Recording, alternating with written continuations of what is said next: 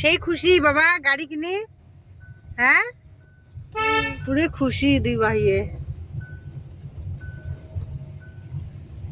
নতুন গাড়ি পাইছে না, খুশি।